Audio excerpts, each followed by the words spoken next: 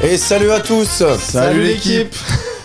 Sur ce mois d'août dans Esprit Rugby, on va vous proposer les previews du top 14. Vous allez avoir une vidéo par club de top 14. Notre but, c'est faire un état des lieux de tout ce qui s'est passé à l'intersaison. On va dans un premier temps revenir sur l'année que vient de passer le club, en termes de résultats et où en était un petit peu le projet. Est-ce qu'il y a eu vraiment des chamboulements un petit peu dans la saison qui vient de se dérouler. Ensuite, on va parler du mercato, les arrivées, les départs, les éventuelles prolongations importante. On va lui mettre une note sur 10 à ce mercato par équipe pour savoir un petit peu comment on situe les clubs du top 14 pour l'année prochaine. On va parler un petit peu de où va le projet, quel est notre sentiment sur l'année d'après, où est-ce qu'on voit l'équipe arriver. On va aussi vous citer le joueur à suivre, le joueur qui nous fera cliquer sur les matchs de notre équipe préférée. Et on finira enfin par un prono. Donc sur chaque fin de vidéo, vous aurez le prono de l'équipe qu'on va présenter. Et à la fin des 14 previews, vous aurez donc notre classement complet avec ce qu'on pense être le visage du top 14 pour l'année prochaine. Est-ce que vous êtes chaud les gars? On part? Ouais, impeccable, on y va. Allez, c'est parti. Et aujourd'hui, on va traiter de l'intersaison du Stade Rochelais. Et là, il y en a des choses à dire parce que le Stade Rochelais est un club un peu clivant. C'est un club sur lequel on ne tombe pas forcément d'accord sur l'avenir qu'on lui donne. Et vous allez voir, les débats vont être ouverts, animés. N'hésitez pas à en participer, notamment en commentaire des différentes plateformes. On démarre. Je prends la main parce que j'ai un peu plus préparé le sujet. Le bilan l'année dernière, c'est déjà sur la scène on va dire européenne, c'est une élimination en quart de finale de Challenge Cup malgré tous les efforts de Ronan O'Gara et de son staff pour sortir avant. Mais malheureusement ils arrivaient encore à passer des tours. Non mais on a vu des bizarreries sur cette Challenge Cup avec des... Ils n'ont pas trop joué, ouais.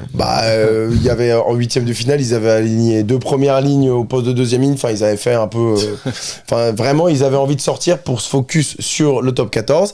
Et le top 14, c'est un dernier beau run, notamment sur cette fin de saison. Pour terminer à la 6e place avec 72 points, ils finissent sur un bilan de 15 victoires, 11 défaites, chose qui n'était pas anticipable quand on voyait un petit peu leur première partie de saison où on se faisait beaucoup de soucis. Il y a une première partie de saison où, en tant que supporter du Stade Rochelais ou membre du Stade Rochelais, ils regardaient un peu plus vers le bas que vers le haut, disons. Mais ils ont eu beaucoup de casses aussi quand même, non Ils ont eu pas mal de PT sur le début de saison. Il y a eu des périodes où ils en parlaient beaucoup dans la presse, où c'était même difficile de constituer des groupes d'entraînement solides. Ils avaient même du mal à être, ils disaient 30 sur les groupes d'entraînement, ce qui à haut niveau est quand même assez lunaire. Donc forcément un peu plus dur de travailler. Ça fait saison que La Rochelle est un peu embêtée par des blessures, etc. Ouais, en termes d'effectif, ils ont un effectif qui est un peu vieillissant. Ils ont aussi un jeu qui est très coûtant en termes de dépenses physiques et énergétiques parce que ils avaient quand même un jeu qui était très basé sur, on va dire, les phases de combat, de lutte. Donc est-ce que ça amenait pas un facteur risque un peu plus élevé? Ça, il faudra poser une question, pourquoi pas à des préparateurs physiques aguerris. Mais en tout cas, il reste quand même sur une forme de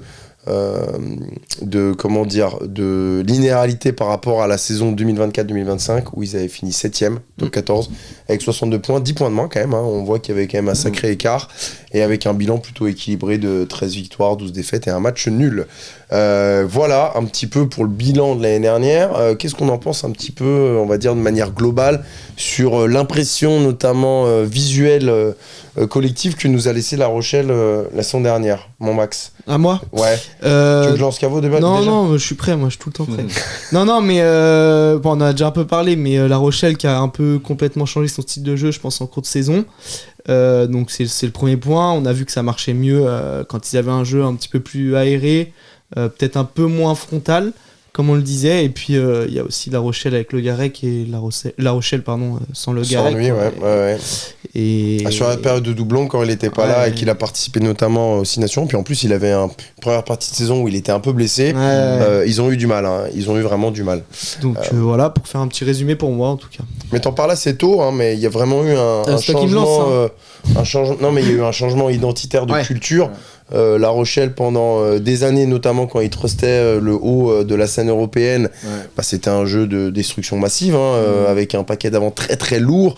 Et en fait là, tous leurs profils qui les emmenaient vers ce style de jeu ont été blessés ou avec des problèmes. On pense notamment à Winnie Antonio qui a dû notamment arrêter en cours de saison, Will Skelton qui a été blessé toute l'année, Aldrit en méforme, des gars comme Joël Sclavi ou Reda Wardi qui étaient aussi en méforme sur le début de saison. C'était des mecs un petit peu central à leur projet, qui ont eu du mal cette année, et du coup même aussi Pierre Bougarit, qui traverse ces années tout le temps avec des problèmes récurrents de blessures. C'est tous des joueurs sur lesquels ils s'appuyaient beaucoup qui aujourd'hui ils peuvent plus le faire et ils ont dû changer de fusil d'épaule, quoi. Tu sens que quand même La Rochelle a beaucoup investi sur son paquet d'avant.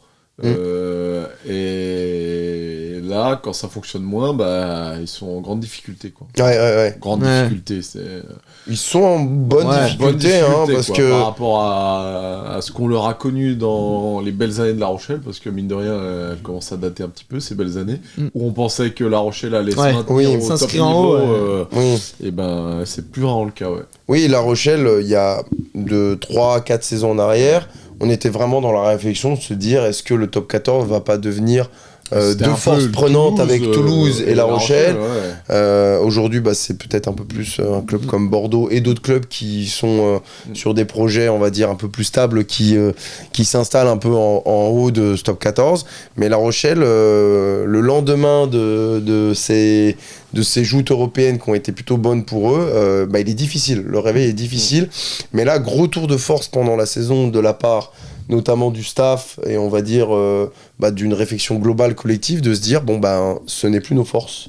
On n'arrive plus, La Rochelle n'arrivait plus à faire du La Rochelle et sur cette fin de saison ils ont vraiment changé d'identité, de style collectif. C'était assez marquant à voir. Sur la fin de saison, c'était l'équipe qui produisait le plus d'eau float. Enfin, c'était vraiment une équipe qui se voulait un peu plus dans le déplacement et ça allait mieux avec les joueurs qui faisaient partie de ce collectif. On pense notamment à Nolan Le Garec en tête qui aime beaucoup le rythme, mais aussi à un paquet d'avant qui a beaucoup changé. Exit un peu les profils très lourds et bienvenue à des Oscar Gégou, à des Judicael Cancorier qui était en deuxième ligne, qui a fait vraiment un gros travail cette année, à des Andy Timo qui les ont rejoints en cours de saison. Voilà, c'était un peu plus ça les profils de La Rochelle. Du coup, il fallait aller vers un autre style de jeu, chose qu'ils ont bien fait, et ça les a emmenés vers un dernier run assez impressionnant où en fin de saison, je sais plus, ils ont enchaîné 6 victoires consécutives ou 7 même, et ils sont revenus à la 6e place du top 14. Après usé. Après usé, disons qu'ils avaient plus d'essence dans le moteur et ils ont eu un barrage très compliqué face au Stade Français, qui était un match à sens unique, malgré le fait qu'ils ont envoyé beaucoup d'intensité dans les 15 premières minutes de ce barrage. Voilà un peu, on a un petit peu fait le tour. On passe direct au mercato parce que je pense qu'on a bien dégrossi un petit peu. Entraîneur, etc. Ogara, qu'est-ce que t'en penses, toi ? Ogara, aujourd'hui, il a fallu qu'il se réinvente un petit peu cette année. C'est un staff qui a fait ses preuves, notamment, on va dire, je pense que c'est un staff qui a beaucoup d'emprise psychologique et mentale, dans le conditionnement mental et dans le fait d'emmener ce collectif vers des guerres, des joutes. Ils sont très très bons, ils font du bon boulot, et en fait, le style de jeu allait bien avec la vision de ce staff. Disons qu'ils avaient un style de jeu qui était très dans les collisions, très dans l'affrontement, et du coup le discours, ça matchait bien. Tu vois, le discours matchait bien. Donc Ogara, notamment encadré par on va dire son second Sébastien Boboul, faisait du bon boulot. Voilà. Après, est-ce qu'aujourd'hui ce staff il est encore optimisé à ce que va être le visage de La Rochelle sur les prochaines années? Est-ce que tu penses que le discours s'essouffle pas un peu, Ogara C'est possible, mais généralement les projets du top 14 qui marchent très très bien sur le long terme, c'est les projets qui remettent pas tout en cause quand il y a 1 ou 2 années, on va dire, un peu moins bonnes. Donc moi je serais assez d'avis de de toujours continuer avec Ronan O'Gara parce qu'à mon avis, c'est quelqu'un qui représente aujourd'hui La Rochelle et qui les a emmenés vers des titres. Par contre, à mon avis, moi, de mon point de vue, s'il y a des ajustements à faire, c'est peut-être un petit peu sur le staff autour, d'aller chercher des profils peut-être un peu nouveaux, tu vois, un peu frais, qui font changer un peu le discours, tu vois. Je pense que, enfin, ils l'ont montré sur la fin de saison de l'année dernière, ils ont été capables de se réinventer en changeant complètement le style de jeu. Ouais, moi je crois moi j'y crois encore, enfin, je pense pas que le discours il s'essouffle tant que ça, je pense qu'ils sont capables de le modifier un peu. Moi, tu vois, au-delà du travail sur le staff, qui je pense est un staff intelligent, parce que notamment cette année, on a vu qu'ils arrivaient à se remettre en cause sur des formes de jeu qui étaient vraiment leur fondement et leur base. Moi, je pense qu'il y a vraiment le truc en plus à aller chercher, c'est-à-dire qu'aujourd'hui, La Rochelle doit faire un effort sur comment je lance bien des jeunes, comment j'arrive à faire passer ma formation, la faire progresser, et du coup à plus m'appuyer là-dessus pour avoir... Parce que là, ce qui a manqué cette année à La Rochelle pour bien performer, c'est de la profondeur. La profondeur d'effectifs, notamment avec les contraintes du salary cap. On sait qu'elle est amenée par comment tu formes ta jeunesse et comment tu les amènes à haut niveau. Et sur ça, à mon avis, ils ont un gros axe d'amélioration parce qu'ils n'arrivent pas à faire éclater sur un niveau top 14 des profils qui sont intéressants. Tu vois, moi j'ai en tête par exemple des Wani Boss-Morin qui sortaient très bien des équipes de France U20 qui peinent à confirmer. Des Donny Vaucou, des Donny Vaucou au centre, Bollangier. Ouais, mais tu vois, je pense qu'avec Panverne par exemple, ils ont réussi. Bah, pas vraiment non plus. Tu vois, aujourd'hui, Panverne, c'est un pilier, il a 22 ans. Ouais, un truc comme ça, 22 ans. Vas-y, tu me le confirmes. 23, mais ouais. 23. Bah, en fait, tu vois, 23 ans, pour des piliers gauches qui sortaient de U20, dans d'autres projets du top 14, peut-être qu'ils seraient un peu plus avancés.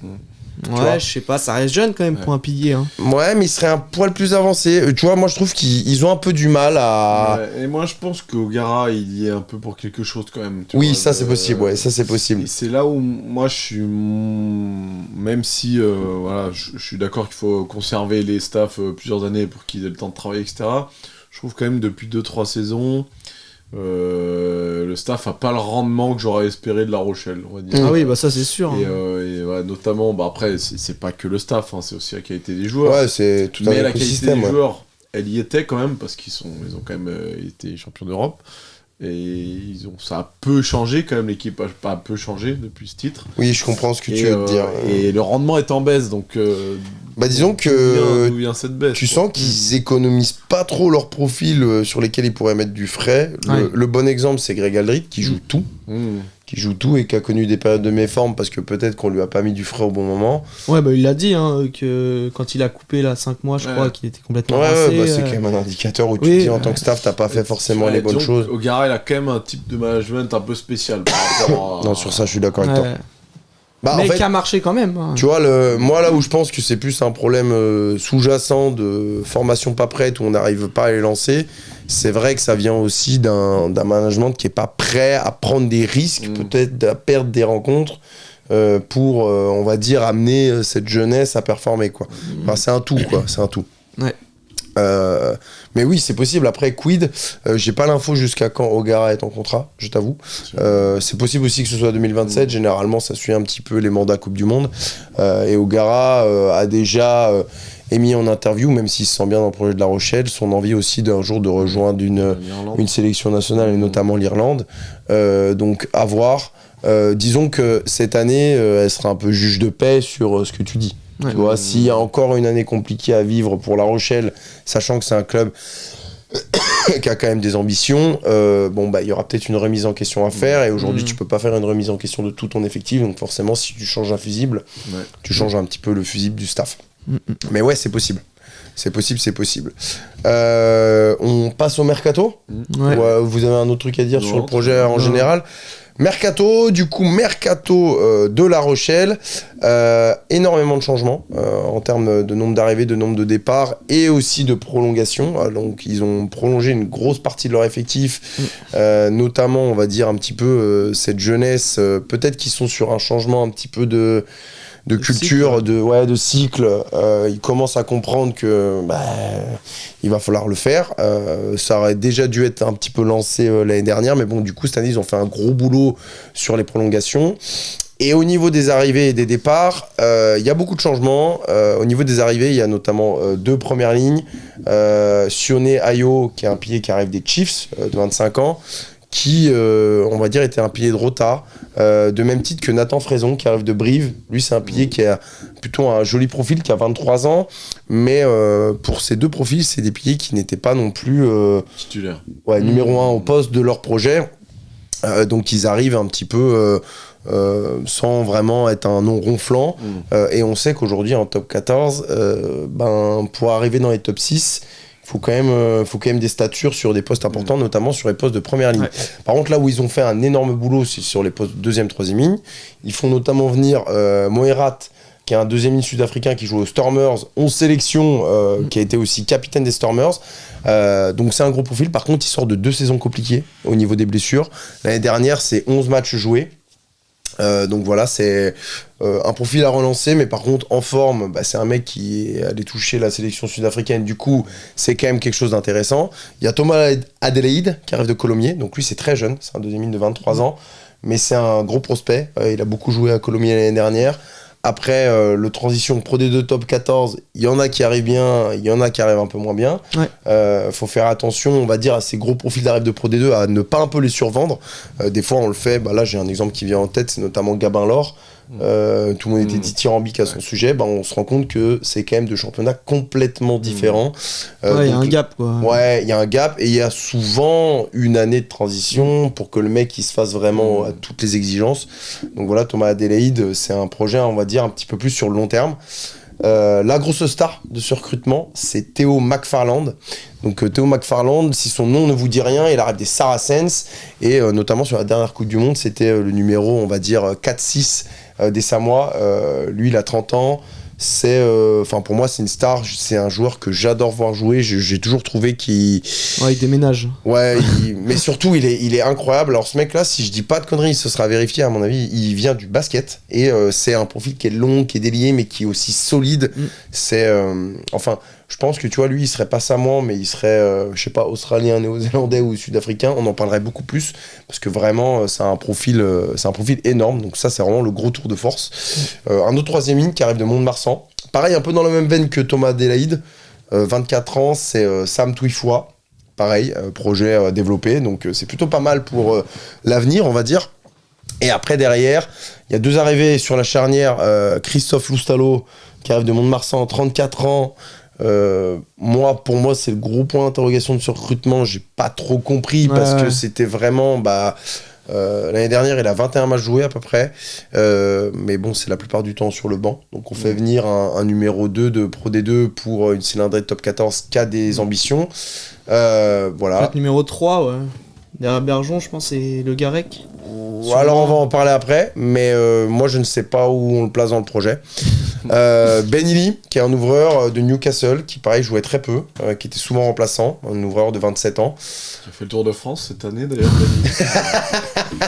Voilà, en fait c'est un cycliste, il a la double casquette. Reconversion. Non, mais on va respecter les joueurs, mais c'est un Irlandais, voilà, dans un profil...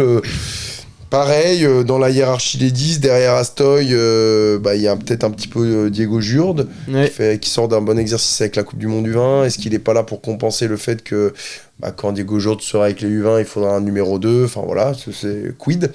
Et au centre, 2 arrivées, Georges Moala, qui arrive de Clermont. On sait toute la qualité, c'est un joueur qu'on adore, ça nous fait mal au cœur de le voir partir de Clermont. Par contre, il arrive, il a 35 ans. Donc, c'est une fin de... Voilà. À voir, comment il... À voir. Il a eu aussi 2 dernières saisons à Clermont où même s'il était toujours dominant quand il jouait, il a été un petit peu blessé. Il a un peu moins enchaîné, donc à voir. Et David Krill, qui arrive des Bulls, un centre. Pareil, qui a beaucoup joué l'année dernière, plutôt régulier. Donc à voir un petit peu ce que ça mène. Voilà, j'ai fait un peu un listing, je suis désolé. Ça fait pas beaucoup de français tout ça quand même. Ça fait pas beaucoup de gifs, non, vraiment.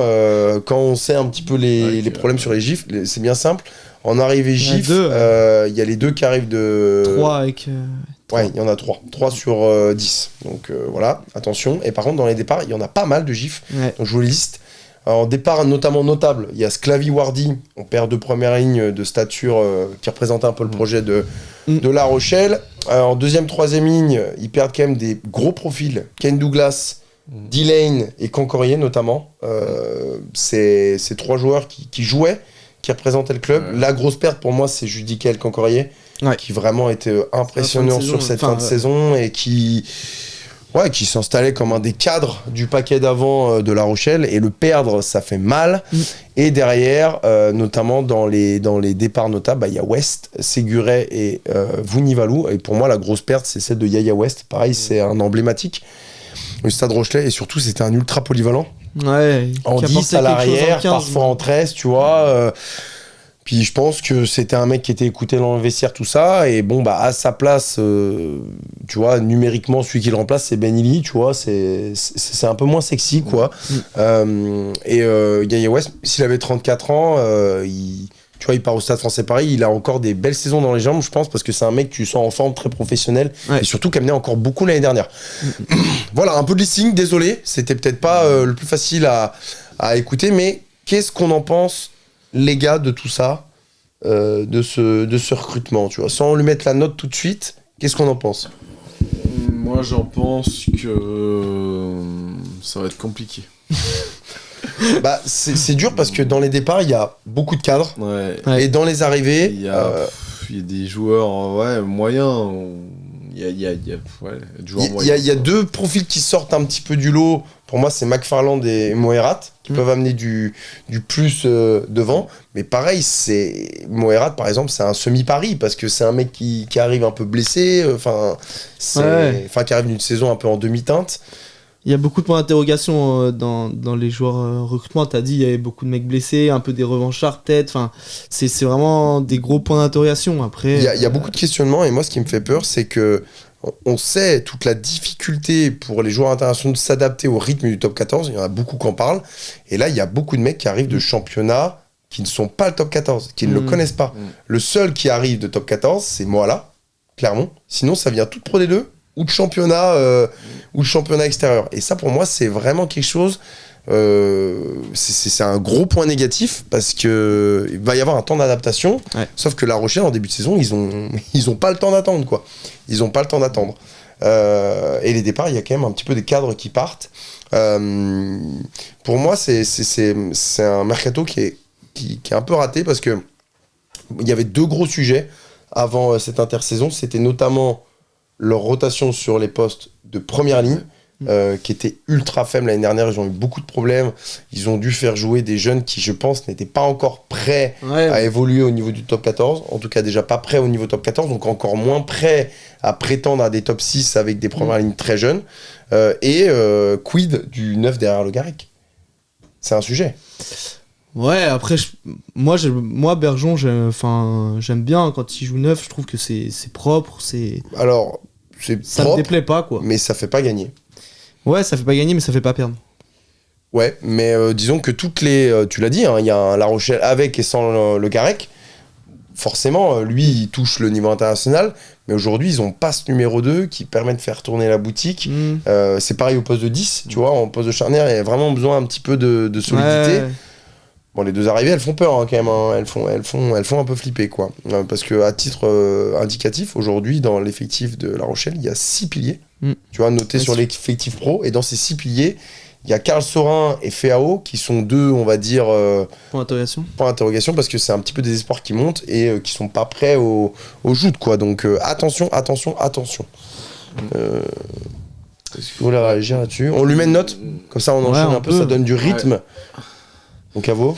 Moi, je mettrais un 3 sur 10 sur le recrutement, parce que je trouve qu'on perd vraiment en qualité. Petit aparté, il y a beaucoup de prolongations, mais des prolongations attendues. Voilà, mais tout simplement, vas-y, je tombe. Ouais, moi je mettrais 3 sur 10, parce qu'en fait tu perds en qualité, là où déjà le paquet d'avant était pas forcément dominant sur l'année dernière, il le sera encore moins l'année prochaine, et ça va être pour moi compliqué pour La Rochelle. Le paquet d'avant, j'ai un... Enfin, oui, parce que si, ils perdent des profils intéressants en deuxième, troisième ligne, mais qui sont compensés numériquement, mais on sait pas vraiment la qualité des joueurs qui arrivent, quoi. Enfin, c'est ça. Notamment en première ligne aussi, pour moi, la perte de Wardy et Sclavi, même s'ils étaient quand même moins en forme, c'est des piliers qui savent tenir des mêlées, qui ont l'habitude. L'expérience, et mine de rien, des piliers d'expérience, c'est indispensable en top 14. Oui, un départ de Wardy qui est compensé par l'arrivée d'un jeune de 23 ans de Brive, même si tout le respect qu'on a pour le jeune qui est aussi un gros prospect, à Brive, c'était pas forcément le titulaire indiscutable. Ça va être compliqué, quoi. Ça va être... Ouais, moi, je croise les doigts pour La Rochelle pour qu'ils arrivent à tenir leur mêlée et que les piliers soient stables, mais ça me fait peur. Ouais, ça me fait peur. Disons que dans le développement, un Alexandre Kadouri à gauche, un Kountelia à droite, va falloir qu'ils assument des saisons énormes pour que, entre guillemets, La Rochelle figure bien. Et c'est pareil pour Pinverne, choses comme ça. Pour moi, à droite, il y a un vrai chantier. À droite, moi je pense qu'à gauche, ça peut aller, mais à droite, il y a un vrai chantier. Oui. À droite, il y a un vrai chantier. Hein. Et on sait toute l'importance. Pied droit, faut pas qu'il y ait trop de pété sur ce poste, sinon la saison, elle peut être longue un petit peu. Ça. Moi, je vais mettre un 4 sur 10. Bon, un peu pour tout ce qu'on a dit là, un peu pour tout ça, mais je suis peut-être un peu... Moi, je crois un peu à ces jeunes, peut-être un peu plus que vous, en tout cas, j'ai l'impression. Mais c'est pas qu'on croit pas en ces jeunes, c'est que juste l'exigence du top 14 fait qu'aujourd'hui, si tu veux figurer même dans un top 8, faut un effectif solide, profond et d'expérience.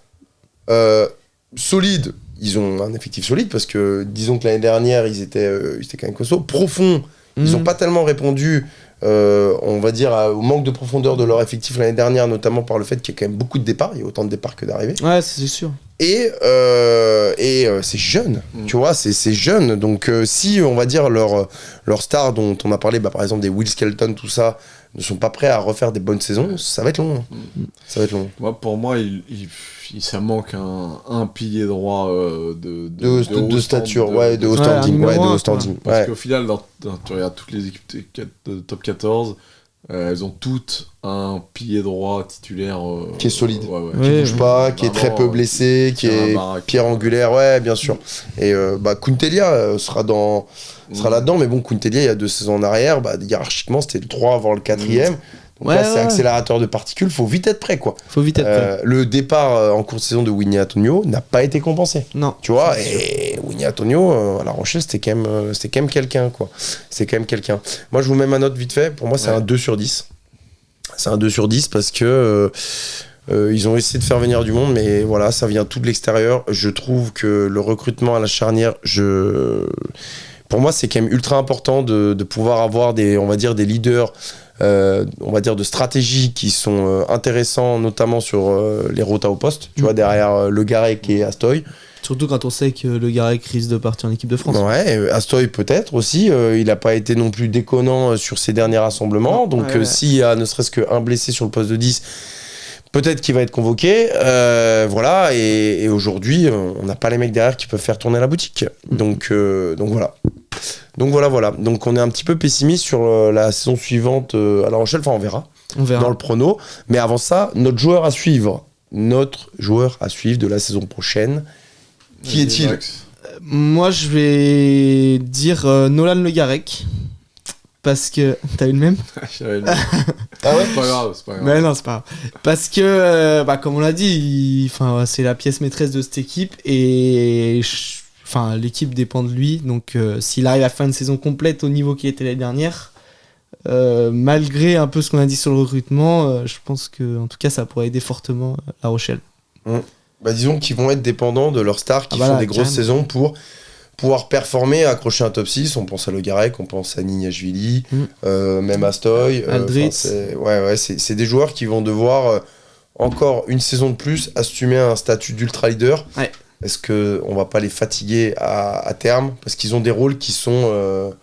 tu vois, il y a très peu d'équipes qui dépendent autant de ces leaders que La Rochelle. Clairement, clairement. Moi, mon joueur à suivre, ça sera... T'as changé ? Ouais, je vais dire un autre. Non, mais ça aurait pu être l'un ou l'autre. Mais du coup, ce sera Nignashvili, ce que tu disais, Pierre. C'est que là, on a bien senti cette saison que pendant qu'il n'y avait pas Le Garec, c'était lui qui sauvait la patrie. Le déclencheur. Il allait chercher tous les ballons, il touchait énormément de ballons. Il était même repositionné un peu au centre pour qu'il touche plus de ballons. C'est vrai. Donc c'est un joueur qu'on adore, qui est vraiment Factor X. Et donc pour moi, ça sera le joueur à suivre aussi. À l'instar d'un Vainicolo Lou, Ouais. Tu vois, c'est des projets qui sont vraiment dépendants de, on va dire, de leur facteur X. Nignashvili doit être ce facteur X, mais toute la saison prochaine pour La Rochelle. Enfin voilà quoi. Disons que construire le collectif, ça va être important, mais il n'y a que très peu de joueurs qui sont capables de le sublimer, on va dire, l'année prochaine à La Rochelle. Et moi, mon joueur à suivre, c'est aussi un Nolan, mais c'est pas le même. C'est Nolan Couillot. Donc là, on parle un petit peu, on va dire, au ras du rugby top 14, mais moi je trouvais que c'était important parce que, tu vois, quand on a parlé du mercato, on a parlé notamment du fait que pour moi, ils n'ont pas traité un petit peu leur charnière, tu vois, notamment le 9-10, leur charnière de Rota, et pour moi, c'est parce qu'ils vont faire un peu de la place à Diego Jurde qu'on connaît déjà sur le poste d'ouvreur, qui à mon avis va avoir un rôle un peu important la saison prochaine. Mais en neuf, pour moi, c'est pas Thomas Bergeron qui aura la priorité derrière Nolan Le Garrec, c'est Nolan Couillot, justement. Numéro 2 carrément, tu penses? Ouais. Il a joué un peu, lui, non, déjà? Il a été lancé l'année dernière en top 14, ensuite il a eu une blessure aux ischio avec un rassemblement équipe de France. Il a fait un gros match alors qu'il avait seulement 18 ans. Là, il rentre dans sa 19e année et... au poste de 9, à mon avis, c'est un des futurs visages de ce top 14, à l'instar de Baptiste Siol, dont on avait déjà parlé sur l'épisode de Bayonne. Ça fait partie de cette formation à la mêlée qui est exceptionnelle. Et moi, il avait joué 2 matchs top 14 l'année dernière. Et je l'avais trouvé incroyablement fort. Il colle au ballon. Et pour moi, en fait, ça va être un petit peu la révélation de la saison de La Rochelle l'année prochaine. Parce que j'espère qu'il va trouver beaucoup de temps de jeu. Ça ira de pair avec ce que tu avais dit avec le management, un petit peu, de faire un petit peu la place aux jeunes. Bien vu, Pierrot. Ouais, je pense que c'est un joueur qu'on va beaucoup voir et qui va se révéler aux yeux du grand public. En tout cas, moi, je suis fan. Donc, j'ai hâte de le voir. On passe à nos pronos. Ouais. Pronos, je démarre parce que j'ai un peu plus préparé le sujet. Enfin, c'était un petit peu mon job. Je vois La Rochelle 11e du top 14 l'année prochaine. Dégringolada parce que je pense que là, en fait, ils rentrent, à mon avis, dans 1, 2, voire 3 saisons de transition où il va falloir qu'ils forment un petit peu un nouveau groupe, qu'ils aillent chercher un influx différent, qu'ils aillent vraiment chercher un bon alliage entre joueurs d'expérience qui restent à bon niveau mais peut-être qui jouent un peu moins, tu vois, qui gardent un peu de fraîcheur, notamment peut-être en ne surutilisant pas des profils comme Greg Aldrit, mais en gardant un peu que le meilleur de ce qu'il peut t'apporter, tu vois, notamment en le faisant jouer sur les grosses échéances. Que du coup cette jeunesse qui est représentée par des gars comme Charles Canté-Samba, Louis Pinverne, je l'ai dit là, notamment Nolan Couillot, Diego Jurde, Denis Voukou, en fait faut qu'elle trouve de l'expérience et ça va prendre 1 ou 2 ans pour arriver aux exigences du top 14. Donc pour moi ce sera 11e, saison un peu de transition quoi. Ok, moi je les vois moins bons que cette année aussi, mais pas autant. Je les verrai 9e. Je pense qu'il y aura quand même des équipes qui seront derrière, mais ils seront quand même loin du top 6 pour moi. Ils joueront pas la bataille dans le top 6, c'est sûr. Après, si on dit 9 ou 11e, ça se trouve, tu vois, dans notre projection de points, on a peut-être que 2 points de différence. Tu vois, mais 2 points en top 14, ça peut faire 2 places, quoi. Et toi, Max? Et moi, à l'inverse, moi j'y crois. À La Rochelle, je pense qu'ils vont finir 3e. Ok. Je l'annonce. Convaincu par le projet cette année. Convaincu. Parce que le Garec. Parce qu'il y a le Garec. Non, pas que parce que le Garec. Wow. Je vais me justifier. Ouais, vas-y. Alors déjà, donc, parce que le Garec quand même. Mais en deuxième point, moi je pense qu'à l'image de ce qu'ils ont montré sur cette fin de saison, s'ils repartent sur ce projet de jeu et tout ce qu'il en suit, et on a vu que ça marchait quoi. Donc en saison régulière ça marche. Donc moi j'y crois et tu penses qu'ils seront tu penses que La Rochelle aura un jeu qui sera ultra agréable à regarder la saison prochaine, ce sera une équipe très joueuse quoi. Ouais. Dans la prise de risque constante. Ouais, c'est ça. Et puis mine de rien, je pense que Moala il peut apporter derrière. Il y a quand même on l'a dit en deuxième ligne. Moi je pense que même s'ils n'ont pas fait un très bon recrutement, je suis d'accord, mais ils avaient déjà un effectif pour le faire et je pense qu'ils ont trouvé la solution et qu'ils vont continuer comme ça en bossant à l'intersaison. Donc moi j'y crois. Ouais, donc c'est clivant pour bosser là-dessus. Clivant quand même. Moi je le vois en 11e et Ligue 3, c'est quand même un sacré grand écart, tu vois. Un grand écart qu'on n'a jamais vu en soirée. Non. Ou peut-être que si. Et ok, d'accord, bah c'est cool. Hâte de voir. Hâte de voir.